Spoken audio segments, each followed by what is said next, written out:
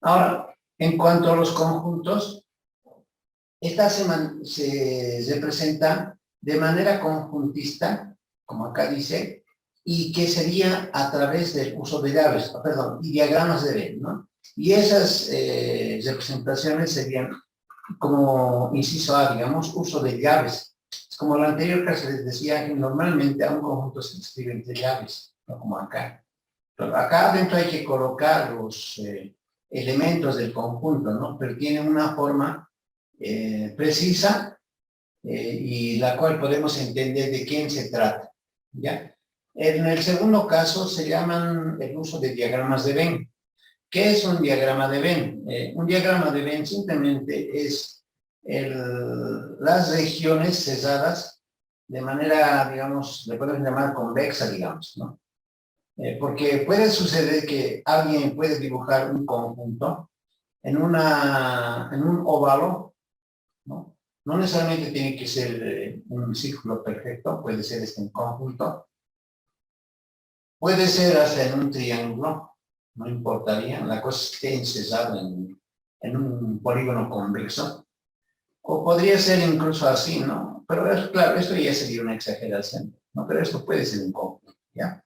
Entonces, simplemente es el manejo de algunas figuras geométricas, pueden ser regulares o tal vez irregulares cuando el caso así se quiera. Entonces, estos son diagramas de Venn, ¿ya? Normalmente en los diagramas de Venn vamos a dibujar con un rectángulo o cuadrado al conjunto universo y a los, perdón, y a los conjuntos que están dentro de ese universo con óvalos, con otra situación de figuras que no sean excesivas, digamos, en su manejo, ¿no? Entonces, esas son las representaciones que se hacen en conjunto. Continuando, vamos a repasar algunos conjuntos especiales. En los conjuntos especiales, bueno, acá dijimos que entre esos conjuntos especiales estarían los conjuntos numéricos, ¿no? Están los naturales, como se pasaron más antes, están los enteros, después estaban los racionales con una Q, los irracionales con una C encima, y puede ser hasta incluso los números reales, ¿no? Entonces, estos son conjuntos especiales numéricos. También existen otro tipo de conjuntos, como por ejemplo el conjunto unitario, y el conjunto unitario en este caso es muy básico, dice, es aquel que tiene un solo elemento, obviamente, ¿no? Ese es un conjunto unitario. Entonces, su escritura se basará de acuerdo a una connotación de la cual nosotros podamos entender. Ahorita vamos a hacer ejemplitos. ¿Qué es el conjunto vacío? Como su nombre lo indica, es aquel que carece de elementos. Y lo vamos a denotar por este símbolo, ¿no? Es como hacer un círculo, pero colocar una base. Eso significa conjunto vacío, ¿ya? No es como ese cero que hacemos por si acaso así, ¿no? Le damos el cero y así colocamos, ¿no? No es ese cero, ¿ya? Entonces, este es su símbolo, con una cosa más alargada, digamos. Luego es el conjunto universal. El conjunto universal, dice, es aquel que es base o contexto de los elementos que se estudian. Y se va a denotar por una U mayúscula, ¿ya? Entonces, el conjunto universal es el contexto donde trabajamos, en los conjuntos, ¿no? Ya, entonces, esos son los conjuntos especiales, los numéricos, el conjunto unitario, el vacío y el universal. Obviamente, posteriormente van a venir los conjuntos que normalmente nos damos en la característica de nuestro estudio base para ese conjunto, ¿no? Para esos conjuntos, ¿ya? Ahora, existen algunos tipos de conjuntos de acuerdo a su escritura. No siempre son comprensibles esos conjuntos, pero se las manejan de esta manera. Fíjense. En un primer caso tenemos los conjuntos por extensión. En este no va a haber mayor problema, aunque hay que hacer hincapié en algún pequeño detalle de comprensión, fíjense. Dice, un conjunto está escrito por extensión, dice, cuando se enumeran los elementos que lo constituyen. Entonces, pero dice cuando se enumeran, ¿no? Por ejemplo, fíjense, si nosotros quisiéramos escribir un conjunto, digamos, a ver, cualquiera, digamos, conjunto A le llamamos, ¿no? Ya hemos dicho las notaciones de los conjuntos.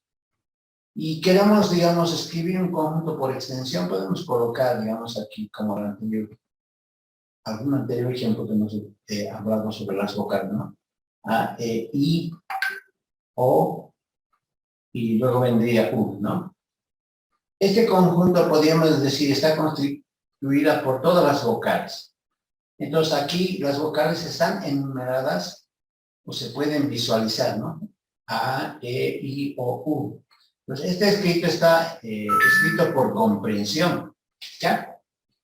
Entonces, puede ocurrir, digamos, otro tipo de ejemplos, ¿no? Digamos, podríamos decir los números del 1 al 100, digamos. En ese sentido, se manejan los conjuntos por extensión, pero aquí también sucede una situación particular que algunos autores manejan esta situación simplemente por un hecho de anotación, fíjense. Podemos constituir un conjunto B, digamos, y al cual le podemos anotar así, digamos 1, 2, 3, y le empezamos a colocar los puntos suspensivos, ¿no? Entonces, este conjunto que empieza desde el 1, 2, 3, en apariencia, sí es, incluso le podemos colocar esa situación, ¿no? Entonces, aquí tendríamos que colocarle el conjunto de los números naturales, por ejemplo, ¿no? Ahí, es ese, decimos. Pero esta notación, en apariencia, está por extensión, porque se está enumerando. Pero cuando se colocan los puntos suspensivos, ya no sabemos quiénes son estos valores. Entonces, se diría que está por extensión, entre comillas, porque no se pueden enumerar los naturales, ¿no es cierto? No podemos enumerar. Pero sí comprendemos qué tipo de conjunto es. Ahí está, ¿ya? Entonces, estos conjuntos, por ejemplo, si los intentáramos escribir por extensión, no podríamos. Aunque podemos hacer el intento de escribirlo de esta manera, y en algunos casos, algunos autores dicen, por notación, por abuso de notaciones, ¿no? Entonces, pero si nos vamos exactamente a lo que dice su definición, no compartiría ese concepto, ¿no? ¿Ya? Eso por una parte, ¿ya? Luego tenemos el conjuntos por comprensión. Pues un caso 2, son los conjuntos por comprensión. Ahora dice aquí, un conjunto está escrito por comprensión cuando se especifica la característica de sus elementos a través de una propiedad P de X, ¿no? Esta propiedad es la que hemos estudiado acá, ¿no? Entonces, tiene un formato de proposición abierta. Entonces, dice acá, un conjunto escrito por comprensión cuando se especifica la característica de los elementos a través de una propiedad que se llama P de X, ¿no? Ahora, ¿cómo escribimos estos conjuntos, no? Y aquí hemos mencionado, hay dos formas, el uso de llaves y el uso de diagramas de Venn. Entonces, deberemos de escribir estos conjuntos, por ejemplo, en diagramas de Venn, sería así, ¿no? El conjunto A, me refiero. Si, digamos, pensaríamos por la escritura de diagramas de Venn, el conjunto A, colocamos un óvalo y aquí le colocamos la letrita que corresponde al conjunto. Y aquí tendríamos que colocar la disposición de los elementos que están ahí, ¿cierto? Los colocaremos en la letra A, perdón, vocal, ¿no? Pues la I, la O por ahí y luego vendría la U. Una notación que le corresponde a este conjunto. Entonces, no necesariamente podríamos hacer con los naturales, ¿no? Aunque podemos hacer el intento, pero no sería correcto, ¿ya? Entonces, pero vamos a nosotros manejar en nuestros ejemplos conjuntos donde puedan ser numerables en algunos casos, y en algunos casos, quién sabe, no, ¿ya? Eso lo vamos a ver. Ahora, una de las notaciones que aquí está manejando el conjunto por comprensión es la siguiente, y eso les decía en la anterior clase, ¿ya? Este conjunto A se escribe, dice, es igual, entre llaves están, eso es un conjunto. ¿Cómo se va a escribir por comprensión? Dice, se especifica la característica del elemento, del conjunto, obviamente, ¿no? Y esa característica viene a través de la propiedad. P de X. Entonces, en esta notación, este es el conjunto A, este es el elemento. Es como hasta los puntitos, o si no se puede colocar slash. Hasta esa parte son los elementos que están en algún contexto. Este contexto es el universal. Entonces, estos son los elementos del conjunto. Ahora, estos elementos tienen una característica que viene determinada a través de la propiedad que cumple este elemento. Esa propiedad se llama P de X. Entonces, decimos P de X es verdadera. O sea, cuando sea verdadera, entonces ese X va a estar en ese conjunto. Cuando P de X no sea verdadera y no cumpla esto, entonces no va a estar en el conjunto. Entonces, esta, por ejemplo, es la característica o propiedad, ¿no? Y esa propiedad de ese elemento puede ser, como en aquel caso, ¿dónde está? Acá está, ¿no? X es número primo, dice. Entonces, ese es el P de X. Entonces, acá tendrá que colocarse X es número primo, ¿no? Como el P de X. Entonces, tiene que ser verdadero para ese X que se le reemplaza. Entonces, esta es la forma de un conjunto escrito por comprensión, como vamos a ver en los siguientes ejemplos. A ver, hagamos un ejemplo. Ya, entonces, conjuntos por comprensión y por extensión. Vamos a ver en la pizarrita. Entonces, conjuntos por comprensión, ¿no? Entonces, un conjunto, por ejemplo, el de las vocales A, E, I, O, U. Entonces, este conjunto está escrito por extensión, ¿no? Y ahora, ¿cómo sería por comprensión? Entonces, tenemos que darle una característica a sus elementos. Entonces, diremos, este A, por ejemplo, diremos todos los X, ¿no? Y ahora aquí podemos colocar el conjunto de contexto. Obviamente, estas son vocales. Podríamos tomar, digamos, parte del abecedario, digamos, ¿no? Digamos, podemos decir conjunto de letras, ¿no? Entonces, podríamos colocarle un L, digamos, que sea letras, digamos, ¿no? Para hacer simplemente una caracterización, digamos, son todas las letras del abecedario. Entonces diremos, este X pertenece a él, a ese contexto. Y luego decimos tal que. Entonces, y aquí vamos a colocar la propiedad. Entonces diremos, este X es vocal, ¿no? Entonces, esta escritura se llama por comprensión. ¿Por qué se llama por comprensión? Cuando se especifica la característica o propiedad del elemento que está en este conjunto. Entonces, estos dos conjuntos son lo mismo. ¿Ya? Esto como ejemplo. Fíjense que si un otro ejemplo hiciéramos referente, digamos, a algún conjunto por extensión, fíjense, puede ser así, ¿no? Uno, bueno, a ver, desde 8 valores. 4, 5, 6, 7, digamos. Está ahí. Entonces, ese conjunto, así como está numerado, está por extensión. Entonces, podríamos pensar escribir un conjunto por comprensión para esos elementos. Entonces, decimos son los X que pertenecen a un contexto. Como estos son positivos, diremos, es natural ese número tal que. Ahora, tiene que venir su propiedad. Entonces, diremos, X es menor o igual que 7. Incluso podemos colocar aquí mayor que 3, ¿no? Dependiendo de la lectura, ¿no? Este, por ejemplo, estaría por comprensión. Este es el elemento y esta es su propiedad.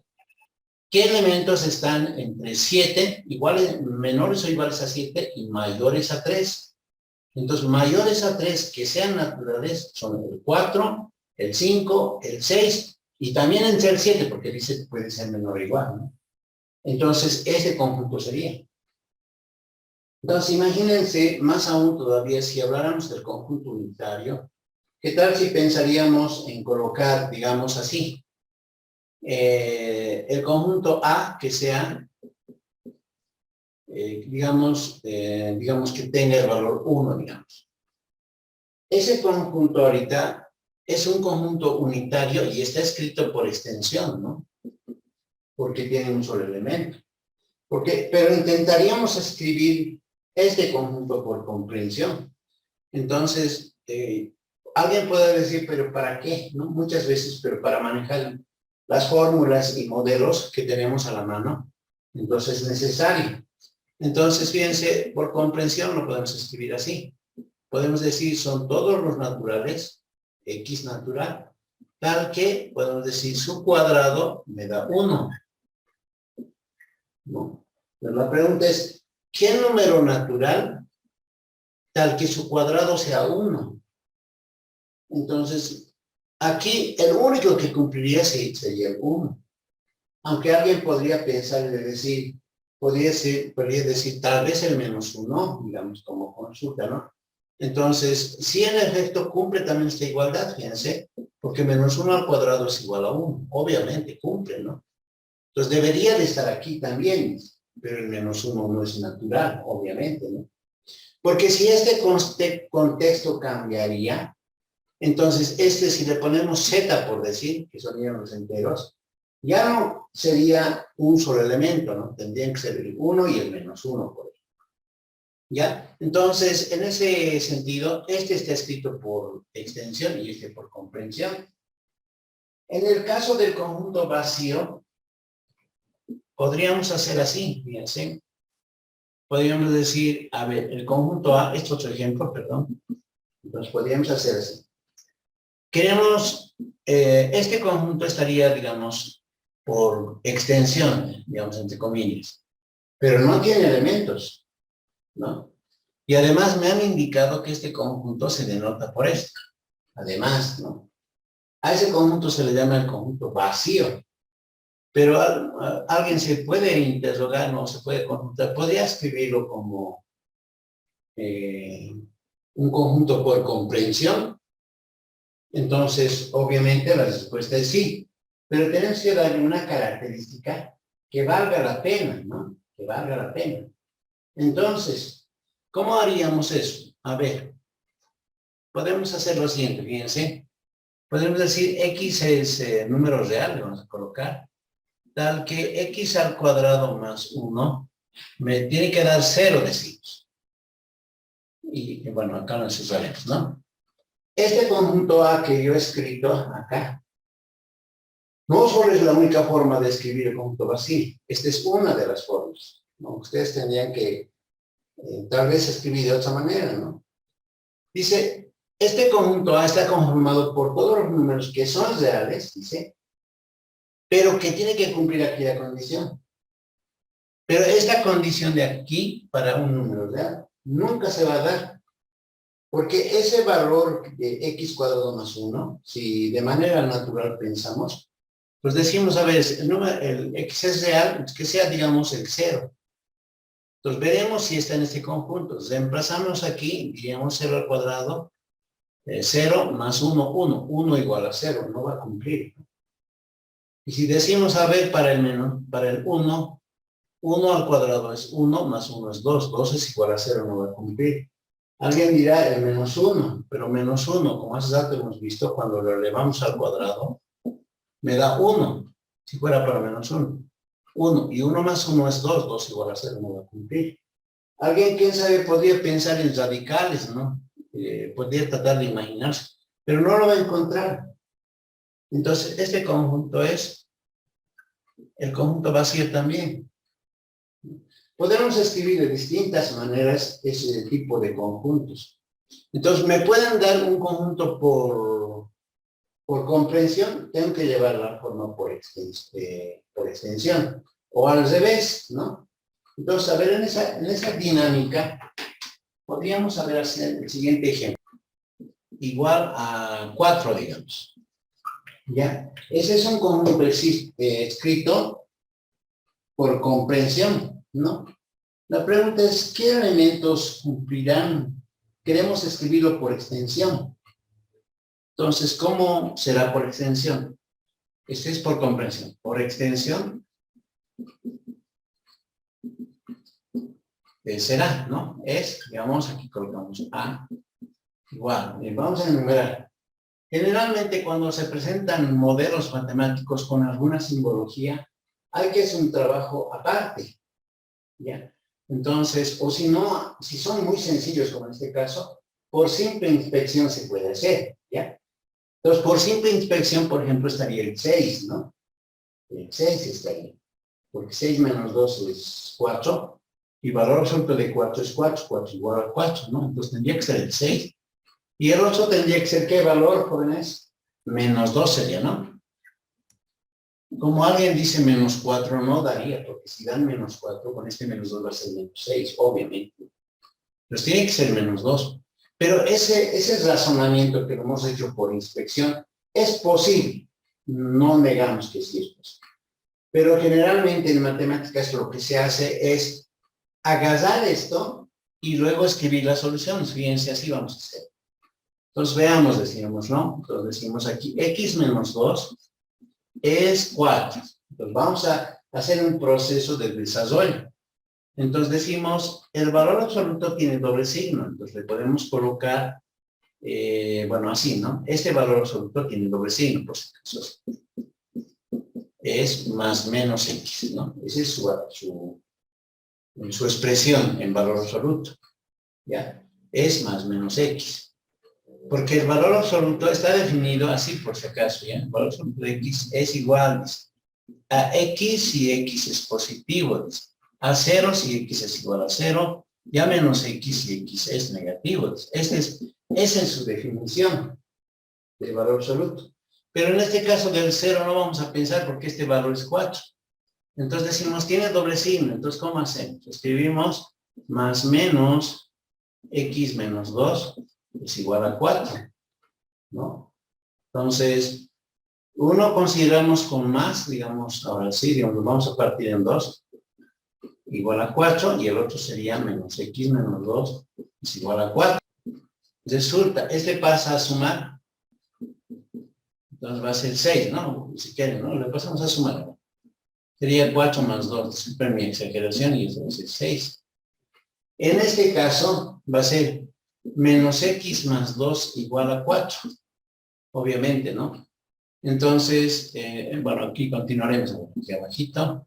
Entonces, este x, obviamente, para el primero ya es 6, y en este caso va a ser, esto lo lleva al otro lado, x, y este lo tengo a este lado, 2 menos 4. Entonces, el x valdría menos 2. Ahí, por ejemplo, fíjense, este y este. Y entonces en mi conjunto estaría el menos 2 y el 6. Una forma extensa en apariencia, pero nos permite hallar de manera analítica lo que corresponde a un conjunto, ¿no es cierto? Ya. Entonces, no es el único caso. A ver, veamos otro ejemplo. Cualquier situación que no les parezca comprensible, me van a cortar, jóvenes, con toda confianza, y me dicen, esta parte no se entendió o algo así. Entonces, ese conjunto por extensión será así. Antes de escribir el conjunto, lo que yo voy a hacer es desarrollar esto. Ahora, obviamente, por comprensión se puede hacer, digo, por inspección, ¿no? Agarrar un valorcito, van pasando y... Porque nosotros vamos a ver lo siguiente, fíjense. X más 3 dice que es menor o igual que 3. Y entonces me voy a la definición de valor absoluto. El valor absoluto de un valor es menor o igual que otro, el primer caso, y el valor absoluto de un número es mayor o igual que este, tiene otro caso, ya este es un primer caso, un segundo caso, repasando cálculo 1, digamos. La definición de este dice que este A es menor o igual que B y mayor o igual que menos B. Esa es su definición. Obviamente tiene un desglose, ¿no? Pero a esto concluye cuando ocurre este. Cuando ocurre este dice A es mayor o igual que B, o dice A es menor o igual que menos B, ¿no? Y esta es su definición para ese caso, si fuera ese caso, ¿no? En nuestro ejemplo, este primer caso en que tenemos, que dice menor o igual. Entonces digo, aplicando la definición para ese caso, entonces dirá que x más 3 es menor o igual que 3 y mayor o igual que menos 3, ¿no? Aplicando esta situación. Una vez aplicado esa definición, les digo, le sumo, o si quieren les resto menos 3, les resto menos 3, les resto menos 3, ¿no? Para hacer, digamos, una situación práctica más rápida. Les digo, menos 3, menos 6, menor o igual.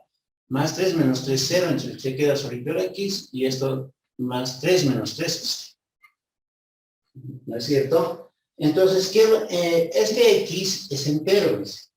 Tiene que estar entre estos dos, dice. pero son enteros. Entonces, mi conjunto solución para ese conjunto A. Entonces, ese conjunto A que me han solicitado empieza en menos 6, en menos 5, menos 4, menos 3, menos 2, menos 1 y 0 y hay acá, ¿no? Porque tienen que ser enteros. Más aún, fíjense, podríamos pensar en todo tipo de expresiones. Lo siguiente, digamos, tenga aquí un conjunto universal que sean, digamos, dígitos. 3, 4, 5, 6, 7, 8, 9, ¿no? Este conjunto universal podría haberlo colocado por comprensión, por si acaso. Podríamos haber dicho, son los x tales que x es un dígito, y punto, ¿no? Y ese dice por comprensión. Lo vamos a hacer por extensión. A ver, entonces decimos, tengo el conjunto A, que son todos los x que están en U, tales que dice x, qué sé yo, a ver, bueno, así con cuadrado, digamos, x cuadrado más 1, así, pertenece a 1. Entonces, este conjunto está escrito por comprensión. Este es el elemento del conjunto. Tiene que estar en el universo. Este es el elemento del conjunto. Pero dice, tiene que cumplir esto, dice, ¿no? Entonces, observen, por si acaso, este elemento tenemos que buscar, ¿ya? Ese elemento. Y este es la propiedad. Y la propiedad dice que si quieres este elemento, tienes que hacer cumplir aquello. Dice que el cuadrado de S más 1 tiene que estar en el universal también, ¿no? Entonces, en este caso, ya no vamos a hacer operaciones, porque simplemente, fíjense, es una potencia, ¿no? Tendría que manejar para cada potencia su desarrollo, pero no tiene sentido. Pero a ver, de todas maneras, hagamos un solo ejemplo. Entonces, vamos a tomar un elemento del universo, el 0. Entonces, según aquello, dice, para que este X esté en el conjunto A, entonces su cuadrado más 1, dice, su cuadrado más 1, ¿no? De este valor. Entonces, ¿cuánto nos va a dar en este caso? 1, ¿no es cierto? Entonces, la pregunta es, ¿está en U? Porque este tiene que ser verdadero, ¿no? Este es el P de X. Este es el P de X. La característica, ¿no? Tiene que ser verdadero. En nuestras definiciones hemos visto eso. Entonces, pregunta, ¿esto es verdadero, jóvenes? Sí. ¿Cómo está? Y cumple la propiedad. Obviamente este 0 va a estar en el conjunto este, ¿no? Entonces, haremos saber cumplir. Entonces, aquí vamos a hacer los cálculos. Entonces, va a estar el 0. Nos vamos al 1. Entonces, lo mismo haríamos, ¿no? Y este va a ser 2. ¿Y está en U? Sí, ¿no? Entonces va a estar el 1. El 2 tiene que ser 2 cuadrado más 1.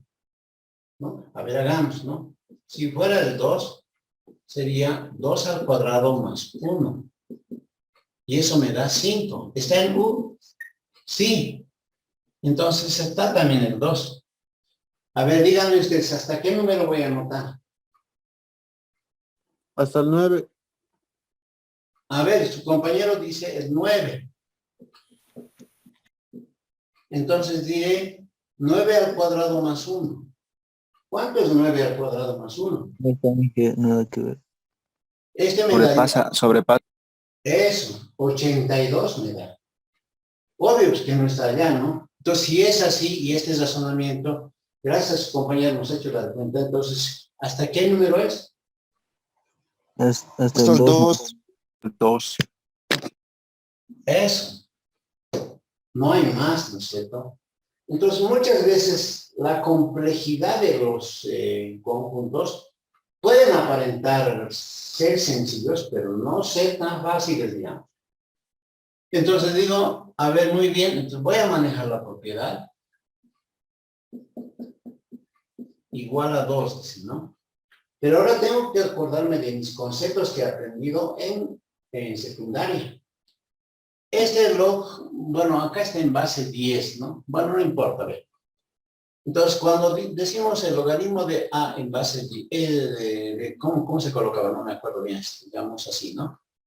Es igual a B, dice. Esto dice, su definición dice sí, solo sí. Entonces, esta es una potencia. Entonces decimos A es igual a la base del logaritmo 10 elevado al valor del logaritmo B. Esta es su definición de logaritmo. Y allá tengo, el A está haciendo de x menos 3 y el B está haciendo de 2 y la base es 10. Entonces diré, por definición, x menos 3 es igual a 10 elevado a la 2. ¿Cierto? Entonces de aquí sacaré que x había sido 100, 10 al cuadrado, y este menos 3 sería más 3. Y de aquí tengo que el x vale 103. ¿No? El x vale 103. Si de alguna manera aquí me hubiese dado una cuadrática, y hubiese sido exacto el cálculo, me pueden hasta dar dos elementos, ¿no?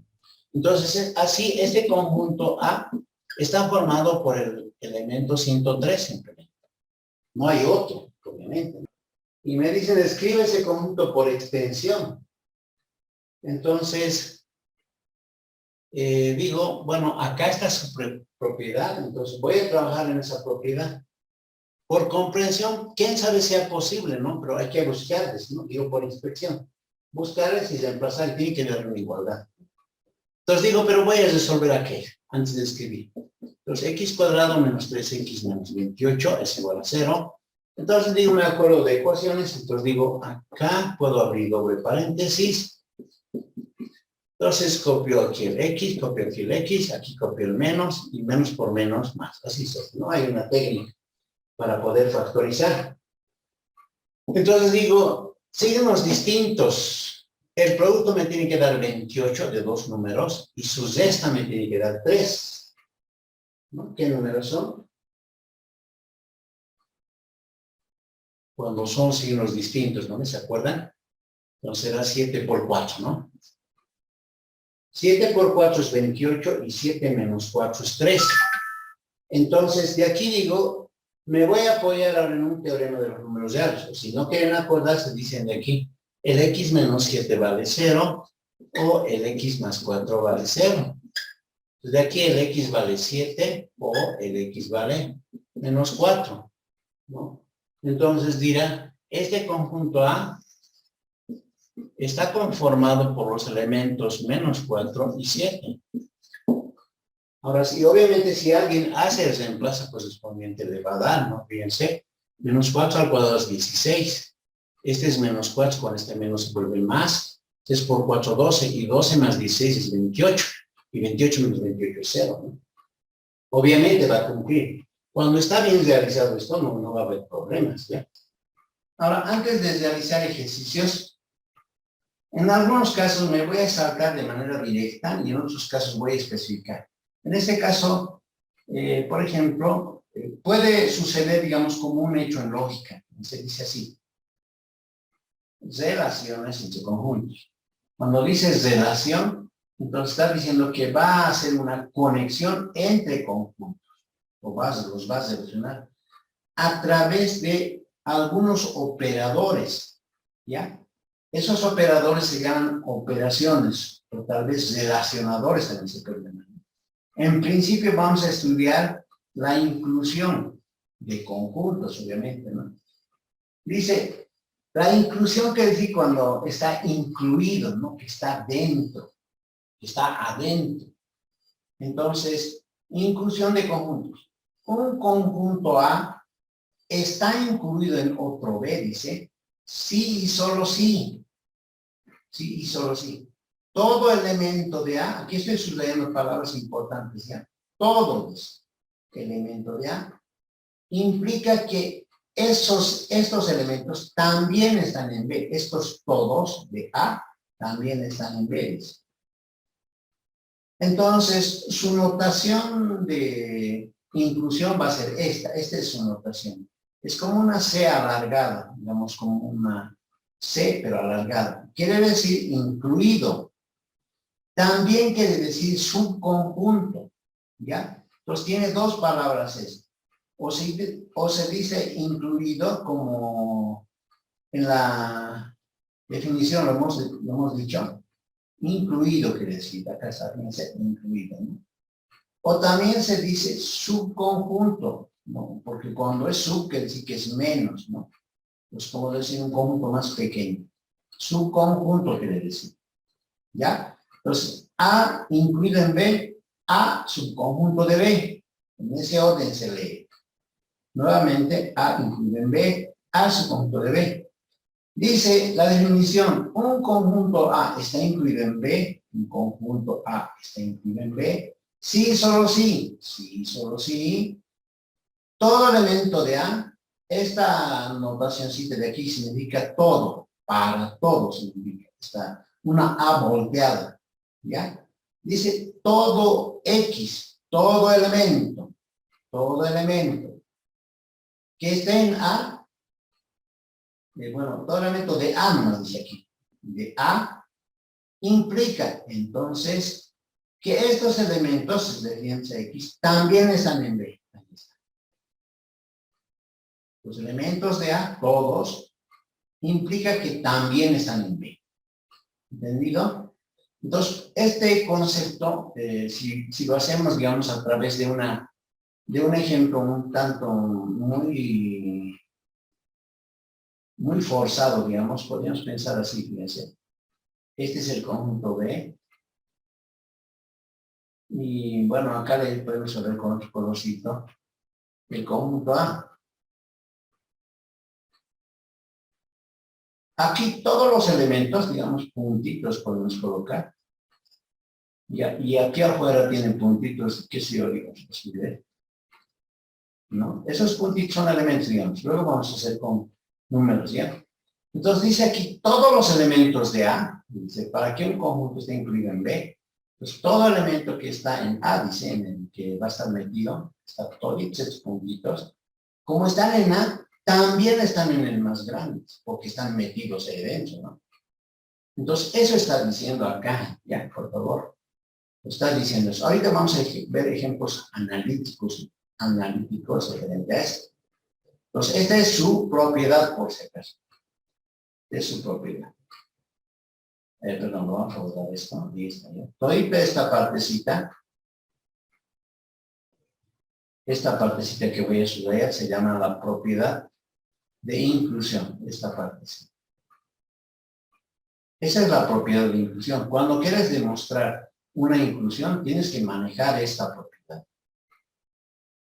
Si manejas correctamente esta propiedad, vas a llegar a esto. Vamos a ver unos ejemplos ahorita. Ya, ese es en el caso de la inclusión de conjuntos. Vamos a ver igualdad de conjuntos. Igualdad de conjuntos. Obviamente diría alguien alguien de manera muy fácil. Dos conjuntos serán iguales si tienen los mismos elementos. Y eso es natural y eso es obvio, ¿no? Se dice que dos conjuntos A y B son iguales. Acá dice si ambos están incluidos mutuamente. Es una definición más formal. Porque alguien diría, tiene los mismos elementos, correcto.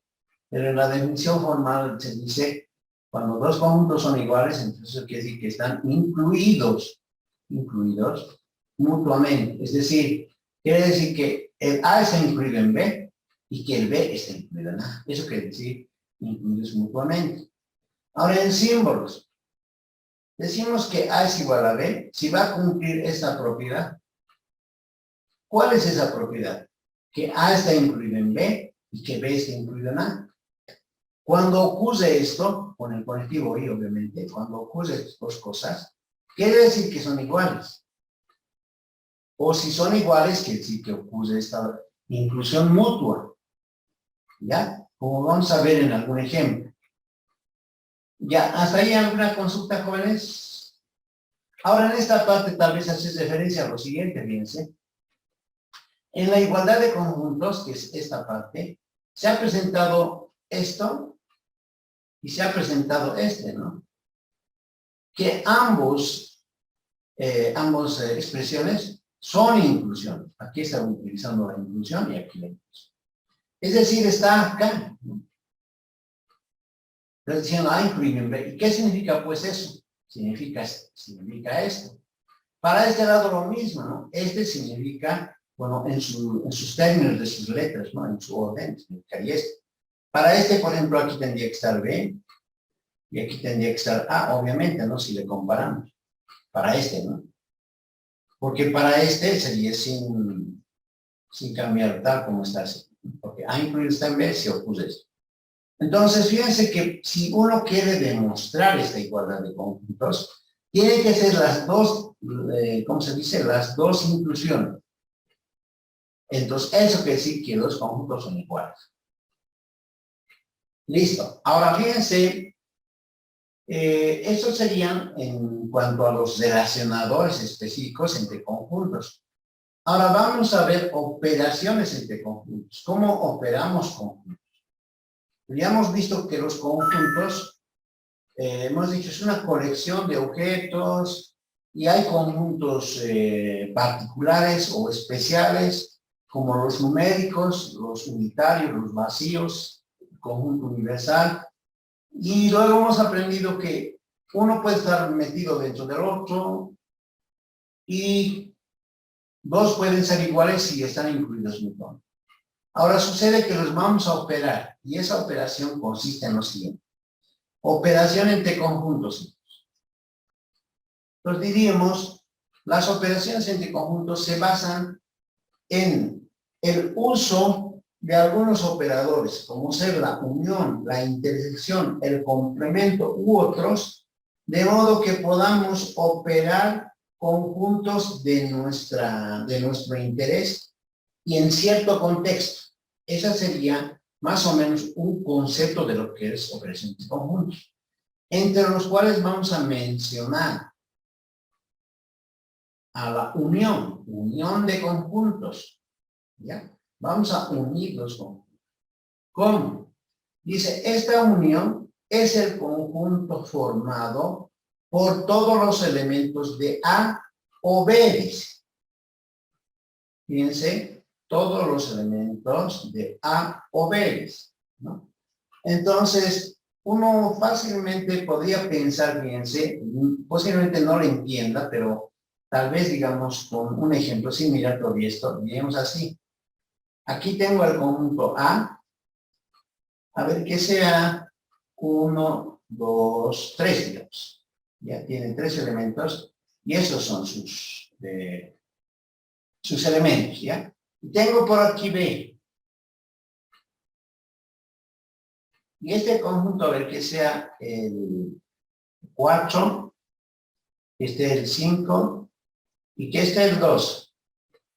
Cada uno tiene 3. Entonces dice, ¿quién es el conjunto de las uniones? Entonces, además aquí no se ha notado, pero la unión se representa por esta U, ¿ya? Por esa U, es la U de la unión. Pero es diferente por si acaso al universal. El universal es una U más especial, es más grande, digamos, más espigada. En cambio, la unión le vamos a colocar así. Entonces, esa unión, ¿ya? Queremos unir nosotros estos dos conjuntos. Dice, es el conjunto formado, decimos. Aquí vamos a escribir el conjunto unión. Entonces digo, esta va a ser la unión. Me voy a la definición, esta es la definición. Dice, ese conjunto A unión B está formado por todos los elementos de A, dice. ¿Quiénes están los elementos de A? 1, 2, 3. Ahí están. Está formado por todos los elementos de A. O B. Entonces, agarramos o B. Entonces estará el 4, el 2 y el 5. Solamente eso dice, entonces es la unión. Pero aquí se puede observar una particularidad, que el 2 se está repitiendo 2 veces. Obviamente que en este elemento el 2 y en este lado el 2 son los mismos. Tendremos que escribir uno solito. Entonces lo usamos uno. Entonces la unión va a ser 1, 2, 3, 4, 5. En este caso. La unión simplemente es como juntar los ambos, digamos. Ahora, teóricamente y proposicionalmente se entiende así. Para que un elemento pertenezca a la unión, ese elemento, aquí hay dos cosas, ¿no? Repasemos bien, perdón. esta unión de manera simbólica se escribe así. A unión B es igual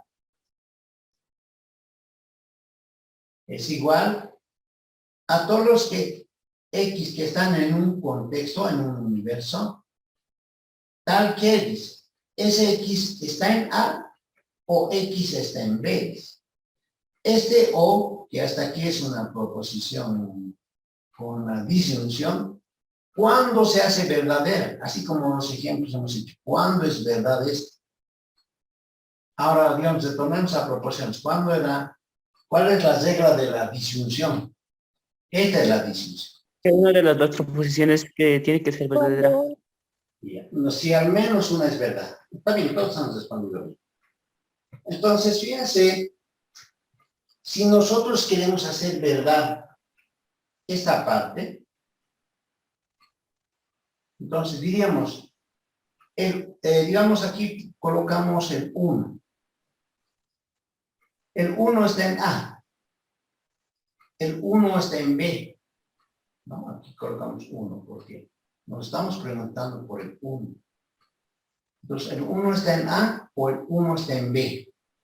Pero sabemos, si observamos, el 1 no está en B. Pero el 1 está en A, ya le hace verdadero, obviamente que está en A, ¿no? Basta que uno cumpla para que esté en la unión. Por ejemplo, en la unión, este 1 va a estar en la unión, porque cumple para el primero, ¿no? Entonces, si nos vamos al 2, lo mismo, ¿no? El 2 está en A, 2 está en B. Entonces, en ambos casos va a cumplir. Pero cuando digo 2 está en A o 2 está en B, por idempotencia, cuando dices P o P, es P. Entonces, 2 va a estar en la unión, ¿no? Entonces, fíjense, de esa manera funciona esta unión, ¿ya? Basta que una cumpla, le metes a la unión, directo. Lo metes directo, ¿ya? Entonces, a ver, ahora dice acá, pertenencias.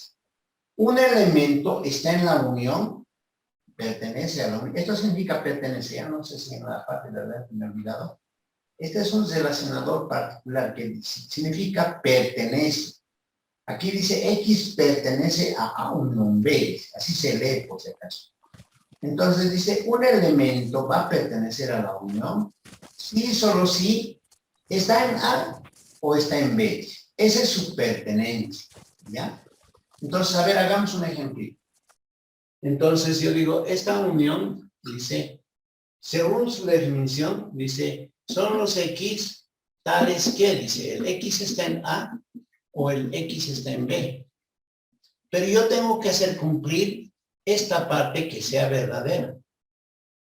Entonces, si este X, que voy a hacer que esté en la unión, entonces tengo que tomar ya sea de A o ya sea de B. Imagínense en la pertenencia. Dice, el 1 pertenece a la unión. Sí, solo sí. El 1 está en A o el 1 está en B. Esa definición dice esto, de la pertenencia. ¿Cuándo este valor 1 va a estar en la unión? Ya sea que esté en A o que esté en B. Entonces, está en uno de los dos. Y obviamente que sí, está en A. Entonces, uno que está en A ya es verdadero. La disyunción dice que es verdadera todo esto cuando uno cumple, dice. Este ya cumple. Aunque no cumpla esto, no importaría. Aunque sea falso esto, el 1 ya está en A. Entonces, en la unión, por ejemplo, en esta unión, ya tendría que estar el 1. ¿No? Y eso ocurriría con el 2, y eso ocurriría con el 3, y eso ocurriría con el 4. Ahora nos vamos al caso B. Entonces diremos, por ejemplo, el 5. El 5 está en la unión, entonces diríamos, para que un elemento pertenezca a la unión, o está en el primero o está en el segundo. ¿No? O está en el segundo. ¿Cuál cumple? Obviamente este, porque el 5 está en B. Entonces, este es verdadero. Ya no me importa el otro. Basta que ha cumplido. Entonces, aquí yo le meto el 5. ¿No es cierto? Ya le meto el 5. ¿No? Ahora alguien puede decir, pero el 3 te has olvidado. Evidente, digamos, ¿no? Yo le meto el 3 aquí. El 3 está en B, entonces está en la unión ahí. Pero esta notación conjuntista ya está mal, porque el 3 está en el punto 3. No necesito repetirlo. Entonces me voy al siguiente, el único que me falta es el 6. Entonces ahí está la unión. ¿Ya? Entonces, de esa manera, en esta parte así muy puntual, se hace así la unión. ¿Ya? Entonces, algunos autores lo hacen en una cierta dinámica, pero no es muy fuerte que digamos. Dicen, voy a manejar la unión. Dicen. Entonces, así lo hacen, fíjense. Copian 1, 2, 3, 4 y lo copian 3, 4, 5, 6. Ahí está la unión. Los he juntado, los he unido. Ah, pero como esta notación está mal, entonces esta la tacho y esta la tacho. Y esa es la unión. Y en efecto va a estar bien. Pero no es una buena técnica. ¿Por qué? Porque sucede que nos puede echar algunos conflictos, ¿ya? Acá tenemos la intersección, otro operador. Dice, la intersección de dos conjuntos, dice, es el conjunto formado por todos los elementos comunes de A y B. Fíjense que en la unión, no por un hecho casual, ha usado el conectivo O, ha usado, por si acaso, fíjense. En la unión ha usado el O. Y aquí en la intersección está usando el I. Y nosotros sabemos que este O, en lógica, es este. Y nosotros sabemos que en lógica este es el conectivo I. Se va a meter todo esto con lógica, obviamente, ¿no? Porque son sus conceptos. Entonces, aquí muy claramente dice el conjunto, bueno, la intersección del conjunto formado por los elementos comunes de A y B. ¿Cuál es su definición en símbolos? Este es su operador, es una U volteada y se llama intersección. Una U volteada, intersección. Es como la unión, ¿no? La unión es una U normal, pero la intersección es la misma U, pero volteada. Entonces dice, A intersección B se lee. ¿Ya? Muy bien. Está A intersección B. Y dice que es igual a todos los X que están en un contexto, en un universo. Este es el universo siempre, ¿no? Son todos, tal que dice, el X tiene que estar en A y tiene que estar en B necesariamente. Si quieres tomarle en esta intersección, tiene que estar en el A y tiene que estar en el B. Tiene que cumplir. Porque para que esto sea verdadero, y como se llama de la conjunción, y de ahí viene su regla, ¿no? Para que sea verdadero, ambos tienen que ser verdaderos. En otro caso es que es falso. Entonces, para que esté en la intersección, los dos tienen que cumplir. ¿Estamos? Ahora, en el caso de la pertenencia, diremos que un elemento pertenece a la intersección si está en los dos. Está en A y está en B, obviamente, ¿no? Entonces, como ejemplo pequeño, digamos, podemos hacer lo siguiente. Ya, nos dice así, fíjense, A intersección B. ¿Qué elementos va a tener? Pero a ver, recordaremos, son todos los X que están en un contexto tal que el X está en A y el X tiene que estar en B. Esa es la definición de la intersección. La pertenencia, dice, un elemento va a estar en la intersección. Sí, solo sí, dice. El X está en A y el X está en B. Si el X está en A y está en B, estos dos están en la intersección. ¿Estamos? Cuando en la unión era diferente, ¿no? Cuando el X está en A, bueno, así la escribirán, fíjense, cuando el X está en A o el X está en B, entonces, ¿dónde está este X? Como aquí es O, nos dirá, está en A unión B. Cuando el O trabaja con la unión. Cuando dice que el X está en A y el X está en B, entonces está en la intersección, ¿ya? Entonces, esto para afirmar nuestro concepto de lo que era unión. Entonces, estas son las definiciones. Entonces, voy a escribir ahora quién es la intersección con este ejemplito. Son todos los X que cumple estos. Ahí, cuando están en ambos, está en la intersección. Entonces, me pregunto por el 1. ¿El 1 está en la intersección? Mi pregunta es, ¿no? Me voy a la definición, a esta, ¿no? Entonces dice que tiene que estar en A y tiene que estar en B, el 1. Obviamente esto es falso. ¿Por qué? Porque en efecto el 1 está en A. Pero esto es falso. No, el 1 no está en B.